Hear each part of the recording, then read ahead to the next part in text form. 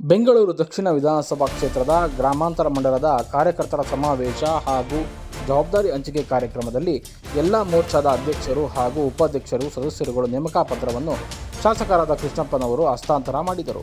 ಇದೇ ಸಂದರ್ಭದಲ್ಲಿ ಬೆಂಗಳೂರು ದಕ್ಷಿಣ ವಿಧಾನಸಭಾ ಕ್ಷೇತ್ರದ ರೈತ ಮೋರ್ಚಾ ಅಧ್ಯಕ್ಷರಾಗಿ ನೇಮಕಗೊಂಡ ಚೇತನ್ ಕೋನಸಂದ್ರ ರವರು ಮಾತನಾಡಿ, ಒಬ್ಬ ಸಾಮಾನ್ಯ ಕಾರ್ಯಕರ್ತನಿಗೆ ಇಂತಹ ಜವಾಬ್ದಾರಿ ನೀಡಿರುವುದು ಸಂತಸ ತಂದಿದೆ ಎಂದು ತಿಳಿಸಿದರು. ಈ ಸಂದರ್ಭದಲ್ಲಿ ಕಲ್ಲುಬಾಳು ಮಂಜುನಾಥ್ ಗೌಡರವರು ಅಧಿಕಾರ ಹಸ್ತಾಂತರ ಮಾಡಿದರು. ದಕ್ಷಿಣ ಗ್ರಾಮಾಂತರ ಮಂಡಲ ರೈತ ಮೋರ್ಚಾ ಬಿಜೆಪಿ ಅಧ್ಯಕ್ಷರಾಗಿ ನನ್ನನ್ನು ಆಯ್ಕೆ ಮಾಡಿದ್ದಾರೆ. ಒಬ್ಬ ಸಾಮಾನ್ಯ ಬಿಜೆಪಿ ಕಾರ್ಯಕರ್ತನನ್ನು ಒಂದು ಅಧ್ಯಕ್ಷರಾಗಿ ಆಯ್ಕೆ ಮಾಡಿದ್ದಕ್ಕೆ ಮೊದಲನೇದಾಗಿ ಪಾರ್ಟಿಗೆ ಧನ್ಯವಾದ ತಿಳಿಸ್ತಾ ಇದ್ದೀನಿ. ಅದೇ ರೀತಿ ಬೆಂಗಳೂರು ಗ್ರಾಮಾಂತರ ಮಂಡಲದ ಮಾಜಿ ಅಧ್ಯಕ್ಷರಾದ ರಾಜಶೇಖರ್ ಅಣ್ಣವರು ಹಾಗೂ ಹಾಲಿ ಅಧ್ಯಕ್ಷರಾದ ಹರೀಶ್ ಅಣ್ಣವರಿಗೆ ಧನ್ಯವಾದಗಳು ತಿಳಿಸ್ತೀನಿ.